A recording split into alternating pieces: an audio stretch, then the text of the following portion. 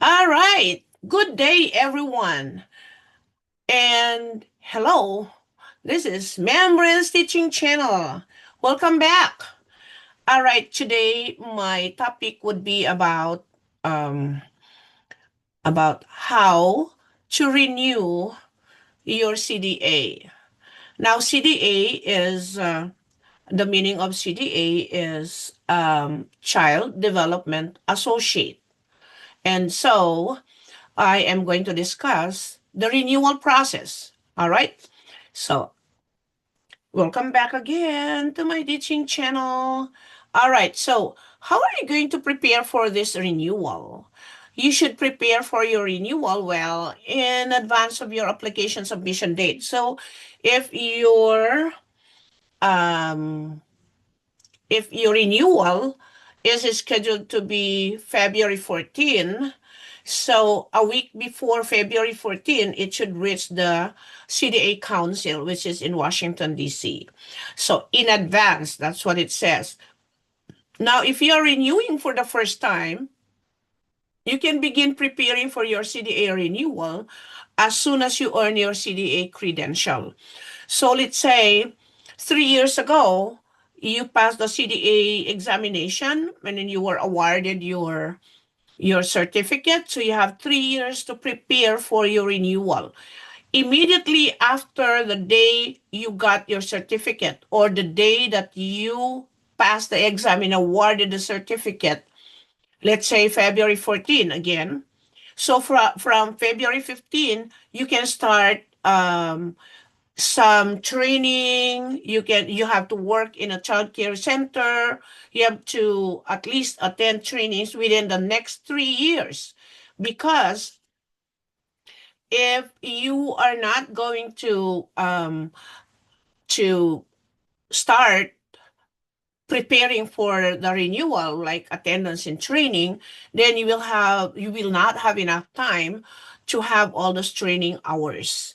Now, if you renewed before, you can begin gathering the requirements after the issue date. So let's say it's your second term already to renew. Immediately after you have gotten the renewal certificate, you can start gathering the requirements again. And when we say gathering the requirements, you have to attend trainings. All right.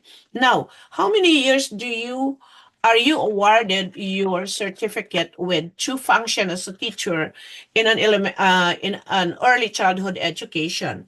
It will be 3 years. So let's say you passed the exam in 2023 plus 3 years. This 2026, you're supposed to be renewing uh, your certificate. All right. When can you submit your renewal? Your CDA credential is only valid for 3 years. All right. So it is very important for you to renew your CDA credential before it expires to remain an active CDA. If it is an expired CDA, you may not be a lead teacher anymore. So you have to renew it a month maybe before the renewal date. The council must receive your application by the expiration date. So if it expires in February 14 of 2026, you have to renew your renewal process or renewal papers. Either it is sent electronically or through papers. It should be received by the council before the expiration date, and that is before February 14. I hope that is clearly understood. All right. So here are the requirements. First, you have to have your continued professional development. So what is this continued professional development? As what I mentioned earlier in the slide, you have to attend trainings. You have to have this recorded. In Minnesota, it is through Develop. So you have to attend trainings and develop in order to continue with the process of renewing when it is time for it to be renewed. So to continue to expand your knowledge, ECE providers are required to attend trainings or have a continued professional development. This is so you, or to ensure that you are still staying current in the most up to date practices. That means, every now and then, every year, there are some updates to some current trends in early childhood education. Therefore, you are required to complete additional training. Now, these courses could be in person, could be online, or a combination of both. So you can attend in person, that is face to face. You go to Think Small, such as in Minnesota. You can also attend online from Childcare Aware or Think Small Institute, or there are other online platforms also. I think some of them are in other states, and that should be sent to develop so that it will be credited. All right. Now, how many hours are you going to complete then for to be as a requirement? You will need to document completion of one of the following. So one, if you have a 3 credit hour, let's say you enroll in or in any college, and it should be a 3 hour course, but it should be a long early childhood education or a long child development. It will not satisfy the requirement if you are getting statistics, home economics, or any other course that might be 3 hours. Make sure that it is an early childhood credential or early childhood education, aligned with early childhood education. Or if you do not have that in college, you now have to have 45 clock hours of training in early childhood education or child development. So what does this mean? You have to attend trainings of either 2 hours, 6 hours, 4 hours, or 3 hours. So it depends on how many hours you can accommodate. Normally, in person, you have 2 hours. So you have to have at least 20 classes. So if you're going to get that 20 classes or 20, yeah, 20 courses, that means you have to attend trainings from, let's say, 2023, 2024, 2025, 2026, in order for you to have or gather 45 clock hours. See, if you're going to renew, let's say you have,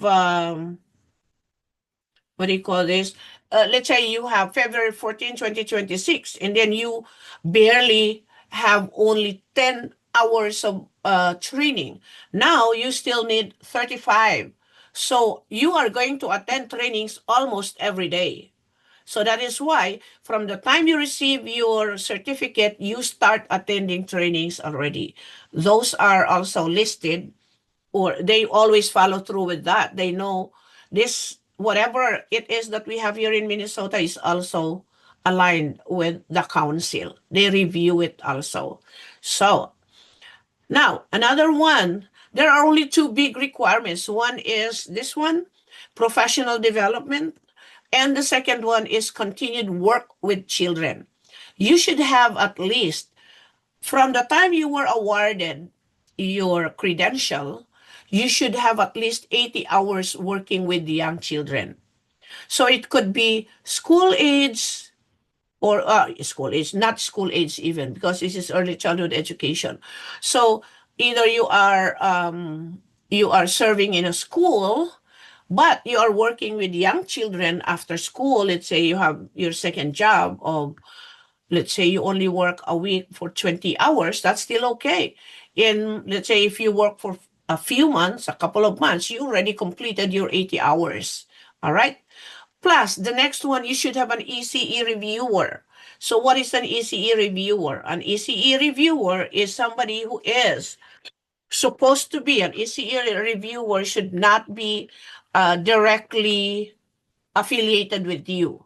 He could be your director because they are not working directly with you in a classroom, in the same classroom. Or it could be uh, the education coordinator who is not also working with you in the classroom. So, and the ECE reviewer will have to check your training. So, are this training alongside early childhood education? If it is not, then she's going to advise you, oh no, the number of hours does not constitute the 45 hours. You need to have this more hours. You have 10 more hours. Then you have to rush with all of those hours. Nope, it is not easy to get training right now, especially so that there are some uh, there are several things that are going on in our state. And so therefore, your ECE reviewer should be somebody who knows you also. It should not be a parent. Yeah, it should not be a parent because you're working with their child. So that is because it should be something that is not directly coordinated or affiliated or working with you in the classroom. Now, the last is, of course, you have to be a member. You have to be a member of an ECE organization. Now, what is that ECE organization? It could be, let's say, it could be an AEYC, National Association for the Education of Young Children. It could also be like African Educators for Young Children, something like that. It could also be uh, I think I have one that I always recommend. It is early childhood educators and providers. It's a council also. Now you have to register. Now, when you register, yeah, of course you have to pay. I think the least that you can pay is like $35. That's for every year. And then please renew it. Every year you need to have it. You need to renew it so that when time comes that you're going to renew, you do not panic. You do not, oh my God, I did not know that. I did not know that we have to so and so. So that is how the renewal process is. If you are ready, it will be very easy. But if you're panicky because you did not comply with some of the requirements, you did not. This is very open. I got this information from CDA Council for Professional Development. So it would mean you lack the necessary information. Always ask your director. Always ask your director. They can probably organize or they can probably help you with some professional development as well as ECE reviewer.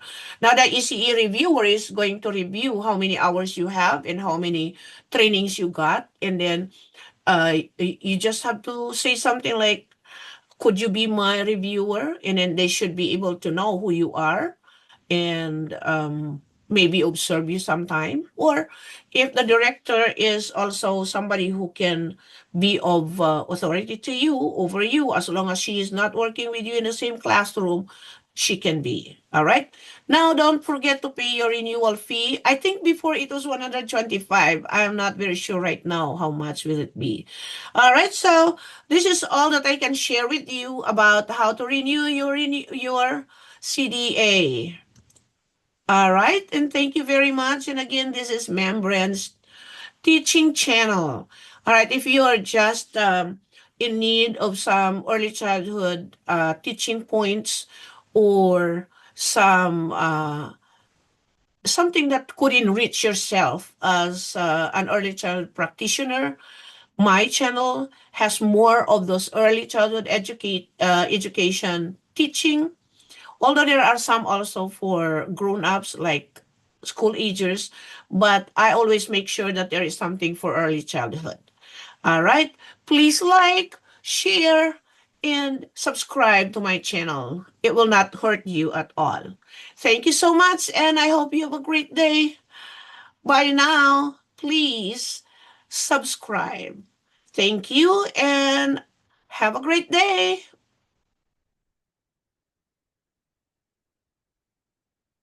Mhm. Thank you, Lord.